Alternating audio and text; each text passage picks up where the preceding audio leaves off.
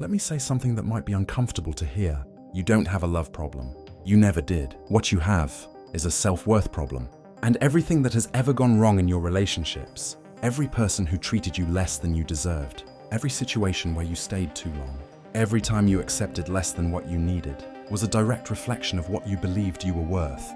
Stay with me, because by the end of this video, you're going to understand exactly how your level of self-worth has been quietly determining every single relationship in your life, and more importantly, what to do about it. Here's the first thing I want you to understand. Your self-worth is not what you think it is. Most people believe they have healthy self-worth. They would never say out loud that they don't deserve love. They would never consciously choose someone who mistreats them. But self-worth doesn't live in what you say. It lives in what you accept. Think about that for a moment. Not what you say you deserve, but what you have consistently accepted in your relationships. The unanswered messages you made excuses for. The broken promises you forgave one too many times. The moments you felt small and told yourself it was fine. The relationships where you were always the one giving and rarely the one receiving. Every single one of those moments was your self-worth speaking. Not your words, your actions, your tolerance, your silence. Because here's how self-worth actually works. It's not a belief you hold consciously. It's a standard you hold unconsciously. And that unconscious standard acts like an invisible filter on every relationship that enters your life. People who have genuinely high self-worth don't just attract better relationships by accident. They filter out the wrong ones automatically. Not because they're arrogant, not because they're cold, but because something in them simply doesn't recognize mistreatment as acceptable. It doesn't compute. And people with low self-worth don't attract bad relationships by accident either.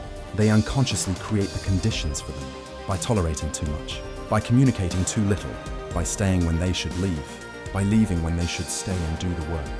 Here's the second thing. Low self-worth is almost never something you chose.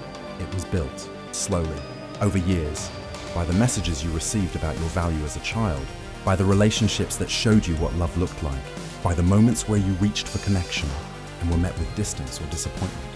And your mind did something very intelligent with all of that. It built a model of what you deserve, of what love looks like for someone like you, of how much you can expect from the people in your life. And that model has been running quietly in the background of every relationship you've ever had, deciding who you pursue, deciding who you allow in, deciding how long you stay, deciding what you ask for, deciding what you never ask for at all. I want you to sit with something uncomfortable for a moment. The person who hurt you the most in your last relationship. How long did you stay after you first knew something was wrong? Not when it ended.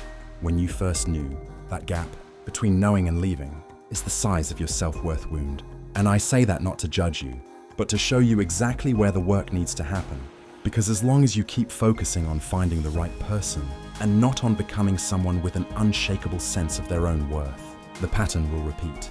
Different face, same dynamic. Stay with me for the third part, because this is where it actually gets better. Here's the third thing. Self-worth is not fixed. It is built. Deliberately, one decision at a time. And it doesn't start with affirmations. It doesn't start with journaling. It doesn't start with reading books about self-love. It starts with one thing: keeping promises to yourself. Here's why this matters more than anything else I could tell you. Your sense of self-worth is directly connected to how much you trust yourself. And trust is built through evidence. Every time you say you're going to do something and you do it, you send a message to the deepest part of yourself. I can be counted on. I follow through. I matter enough to keep my word to myself. And over time, that evidence accumulates. And something shifts. You start making decisions from a different place. You start leaving situations that drain you. Not dramatically. Not with anger, just quietly. Because you know your time has value. You start asking for what you need in relationships. Not desperately. Not aggressively, just clearly. Because you know your needs are legitimate. You start attracting people who match that standard. Because your standard has changed. Here's the one concrete thing I want you to do after watching this video. Write down one promise to yourself that you've been breaking. Just one. Maybe it's going to bed earlier. Maybe it's not texting someone who doesn't text back. Maybe it's spending 1 hour a week doing something just for you. And keep it. Not for them. Not to become more attractive. For you. Because every promise you keep to yourself is a vote for the person you are becoming. And the person you are becoming is the foundation of every relationship you will ever have. Tell me in the comments, what is one promise you're going to make to yourself today? Write it down, right here. I read everything. And if this video reached you at the right moment, Share it with someone who needs to hear this today. See you in the next one.